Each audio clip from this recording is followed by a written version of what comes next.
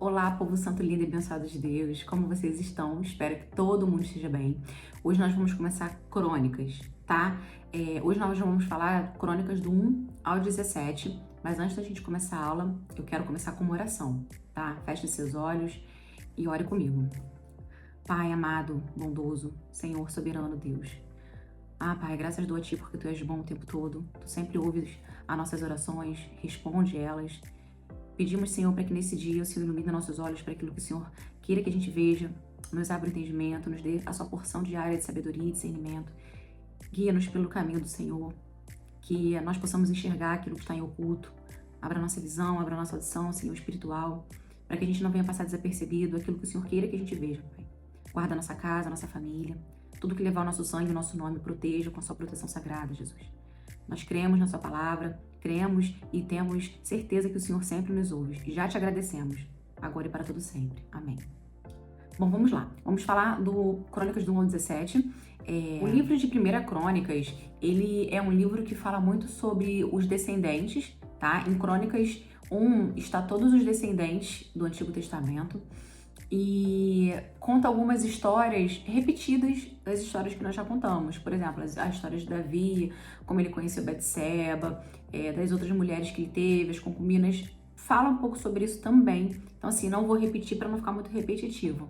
Mas, entre o 1 e 17, fala muito das descendências. Mas no 11, diz aqui que Davi teve 3 amigos, 3 melhores amigos. Ele tinha os 30 valentes, que eram aqueles homens mais valentes que estavam sempre em guerra com ele, estavam mais próximos dele. Só que ele tinha 3 melhores amigos. E aí, esses 3 melhores amigos tá aqui em 1 Crônicas 11, do 10 ao 20. Depois vocês leem com calma e tem aqui o nome deles, que foi Jazobeão, Aquimonita e Eleazar. E aí depois um deles morreram e aí substituiu por Abissai.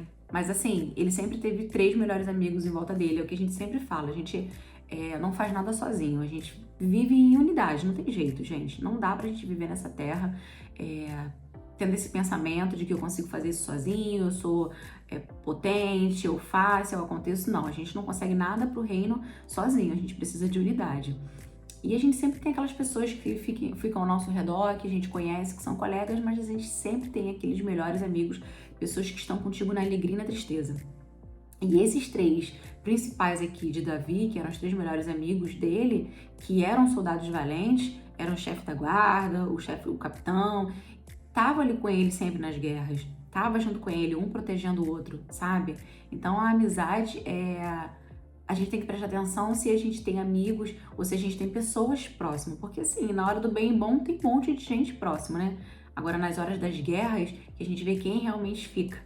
Quem realmente é amigo, que tá ali enfrentando junto contigo as suas guerras e você as guerras dele, né? E como nós somos cristãos, a gente guerreia como?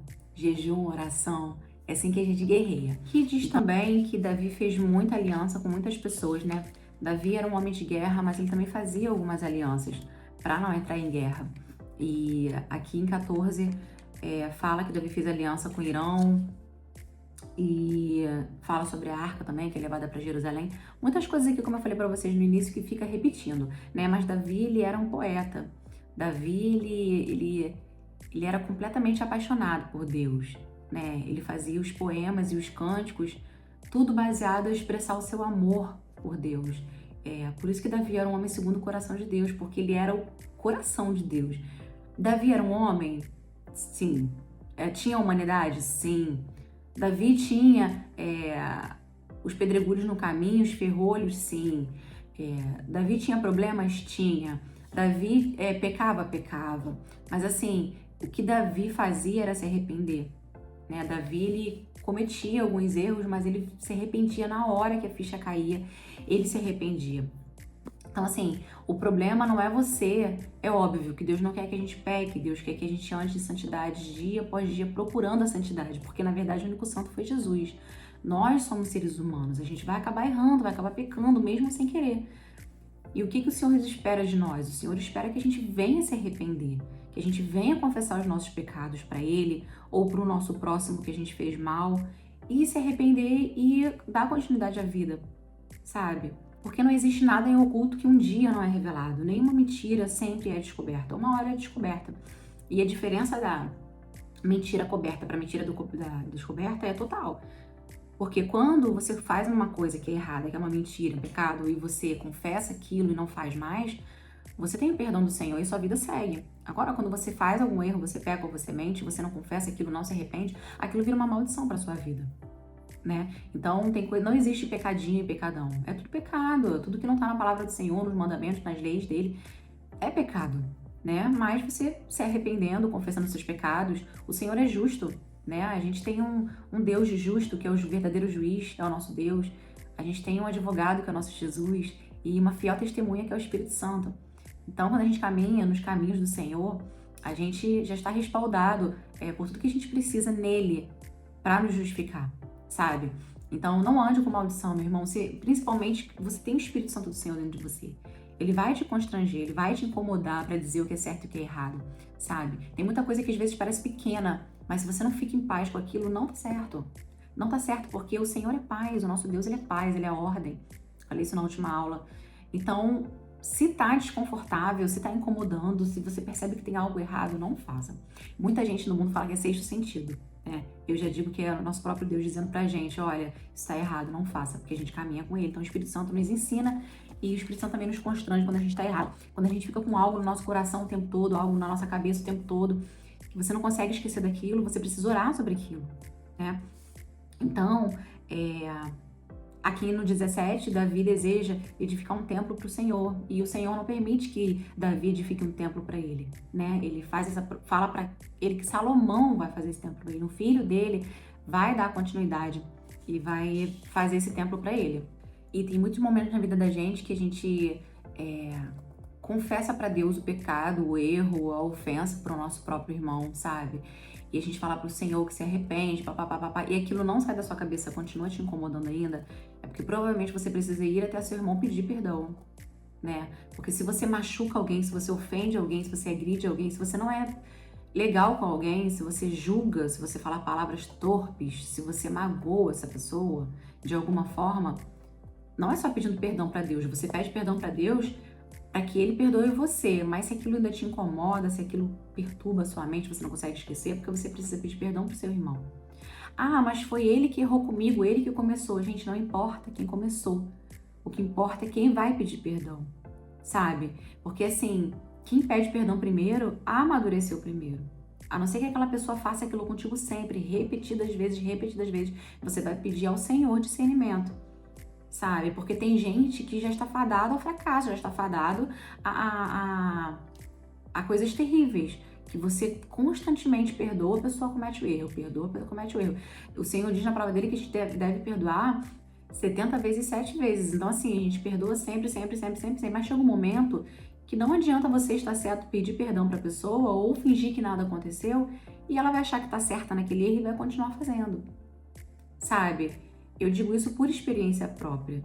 Então, a gente fala das feridas dos outros quando a gente passa, né? Então, você precisa pedir perdão pra Deus, você precisa pedir perdão pra essa pessoa, e aí viver e esquecer. Se essa pessoa vai te perdoar ou não, aí é ela com Deus, é ela com o coração dela. Se a pessoa for de Deus, se a pessoa caminhar com Deus, se a pessoa entendeu que Jesus é o único suficiente Salvador, o Espírito Santo vai tocar nessa pessoa para constranger ela. Mas se ela é uma pessoa do mundo que não entende as coisas espirituais, porque assim, gente, pessoas espirituais entendem coisas espirituais, pessoas da carne entendem coisas da carne. Tem coisa que você vai fazer, tem atitude que você vai tomar, que a pessoa vai achar que você é um imbecil. Desculpa assim o palavreado, vai achar que você é uma boba ou um bobo. Porque você foi pedir desculpa e ela vai se achar certa, mas na verdade é ela que errou com você e você já entendeu em Deus o que você precisa fazer para você se libertar daquilo, porque quando a gente não perdoa, é como o veneno que a gente toma para outra pessoa morrer, sabe? Mas assim, os filhos de Deus não são bobos, não são imbecis ou idiotas, não são pessoas que não têm consciência das coisas. Pelo contrário, a gente tem tanta consciência que a gente perdoa aquela pessoa que cometeu um erro com a gente. Mas se você faz isso várias vezes e vê que todas as oportunidades que você dá para essa pessoa, ela continua fazendo as mesmas coisas com você, te ferindo, te magoando, entrega pro Senhor e vai viver a sua vida. Entrega para Ele, sabe? Porque as pessoas têm mania de pensar que nós somos os bobos da corte.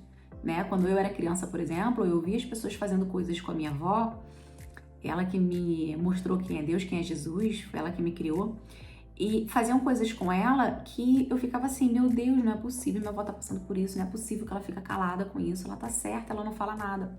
Mas eu não entendia como criança que Deus justificava ela, sabe? Então a gente precisa ter esse entendimento de que a gente tem que alimentar o nosso fruto do espírito, sabe? Que é a paciência, que é a bondade, que é domínio próprio, para que a gente possa ter uma vida de longanimidade com o Senhor, tá bom? Então aqui no capítulo 17, do versículo 16 ao 27, Davi faz uma oração agradecendo ao Senhor. É bem legal essa oração dele, tá? Depois vocês deem uma lida aqui bem rapidinha, porque é grandinho para falar aqui com vocês, mas vocês deem uma lida nessa oração de Davi, que é bem edificante, sabe? E ele pede a benção do Senhor, ele abençoa algumas pessoas. E Davi, como eu disse, ele era um poeta, né? Ele era muito apaixonado por Deus, que nós possamos ser assim, apaixonados por Deus. Que a gente venha amar Ele de todo o coração, amar tudo que Ele faz, amar o sim dEle, amar o não dEle, tudo que é relacionado ao Senhor. A gente precisa amar de todo o nosso coração, tá bom? Espero que essa palavra tenha entrado como flecha no seu peito, tenha edificado a sua vida. Manda esse vídeo para o máximo de pessoas que você conhece, edifica a vida das pessoas. Se você está gostando dos vídeos, das aulas, manda para as pessoas também. Edifica a vida delas e vocês me edificam com a presença de vocês, tá bom? Um grande beijo e até a próxima aula. Fica por aqui. Tchau, tchau.